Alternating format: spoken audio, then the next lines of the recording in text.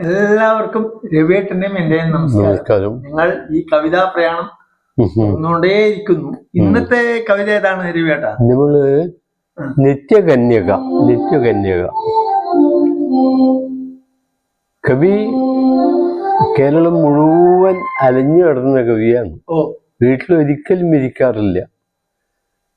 ഈ അലഞ്ഞു കിടന്ന് എന്തിനാന്ന് പറഞ്ഞാൽ കവിതയെ തേടിയിട്ടാണ്. കവിതയെ തേടിയിട്ട് ആ അലച്ചൽ എന്ന് പറഞ്ഞാൽ അനുഭവങ്ങൾക്ക് വേണ്ടിയുള്ള അലച്ചലായിരുന്നു. അനുഭവത്തിൽ കൂടെ ഒരുപാട് ജ്ഞാനം നമുക്ക് ഉണ്ടാക്കിയെടുക്കാം. അത് കവിയുടെ യാത്ര മുഴുവൻ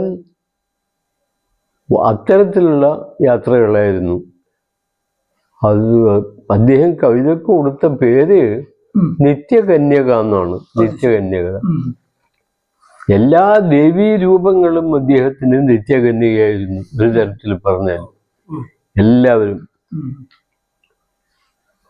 ദേവി മൂകാംബിക ദേവിയുടെ വലിയ ഭക്തനായിരുന്നു. മൂകാംബിക ദേവി നിത്യകന്യക രൂപം തരും. ഗുരുവായൂരും ഇത് കന്യകാരൂപമല്ലേ? ദേവി കന്യാകുമാരിയും നിത്യകന്യകയായിട്ട് കണക്കാക്കാം. അപ്പോൾ നിത്യകന്യക എന്നുള്ളത് കവിതയുടെ രൂപമാണ്. ദേവീ രൂപമാണ് നിത്യകന്യക. വളരെ പ്രസിദ്ധമായ ഒരു കവിതയാണ്. അതെ അതെ. വിണ്ണിന്റെ ഉത്സവ പന്തലിൻ താഴെയായി പൊന്നു കെട്ടിച്ച തഴകൾ തൈത്തെങ്ങുകൾ. വിണ്ണിന്റെ ഉത്സവ പന്തലിൻ താഴെയായി പൊന്നു കെട്ടിച്ച തഴകൾ തൈത്തെങ്ങുകൾ. സ്വച്ഛതയ്ക്കുഞ്ഞാലിലാടുവാൻ ചാരത്തു പച്ചക്കടലായ പുഞ്ചവയൽ നിലം. മന്ത്രം ജപിക്കുമരയാൽ മരത്തിനു പിന്നിലോ കോവിലിൻ പൊൻതാഴികക്കുളം. അമ്പലമുറ്റത്തു കാർവണ്ടു തേൻ കണമുണ്ടു മുരടുന്ന ചെന്താമരക്കുളം. കണ്ണാടി വീട്ടിലെ മാനസ പൊയ്കയിൽ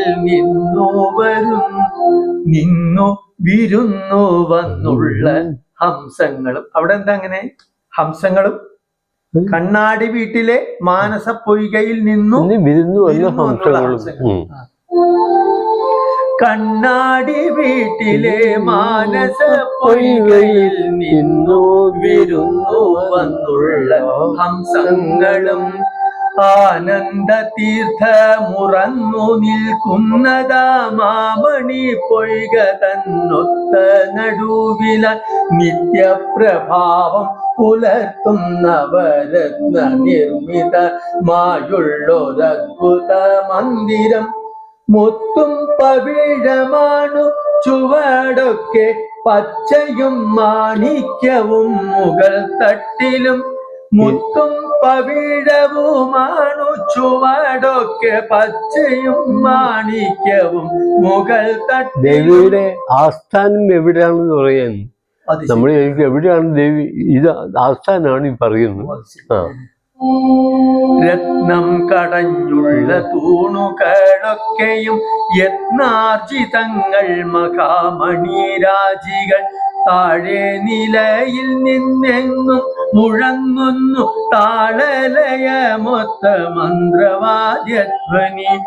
രണ്ടാം നിലയിലോ ലാസ്യനൃത്തങ്ങളും മൂന്നാം നിലയിലാ ഗാനപ്രഭാതവും.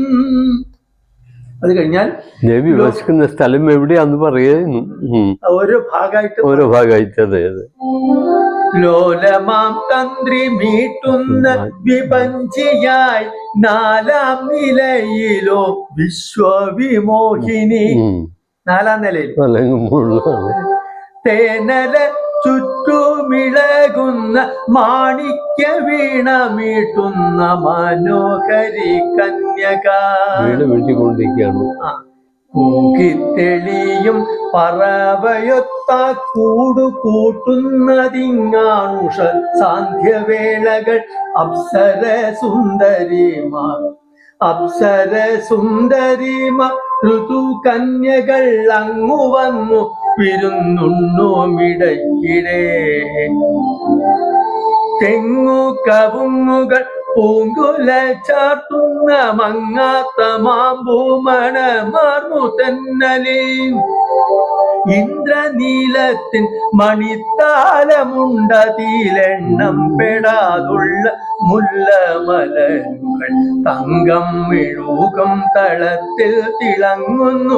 കുങ്കുമച്ചാറും കളഭവും ഭസ്മവും ആനവരത്ന ഹർമ്മ്യത്തിൻ മുകൾ തട്ടിലാനന്ദ നീലിമ ചാർത്തി നൂറാണിയായി. തേനല ചുറ്റുമിളകുന്ന മാണിക്യ വീണമിട്ടുന്നിതൊരു നിത്യ കന്യക. പൂന്തേന്മണമിഴും താമര പൊയ്കതൻ ശാന്തതീരത്തിൽ ശ്രാവണ സന്ധ്യയിൽ ഈ മൗനമുദ്രയിൽ ഈ ഗാനധാരയിൽ ഈടാർന്ന സുന്ദര രൂപലഹരിയിൽ തീവ്ര തപസ്യയിൽ ആത്മാർപ്പണങ്ങളിൽ ദീർഘവീരഹാശ്രുമൗക്തികമാലയിൽ മംഗളവാദ്യ ധ്വനിയിൽ നിലാവിലുത്തുങ്ക കലോത്സവ മംഗളരാത്രിയിൽ വീണാനിനദ മകരന്ദധാരയിൽ താണൊഴുകട്ടെ അലിയട്ടെ നിന്നിൽ ഞാൻ.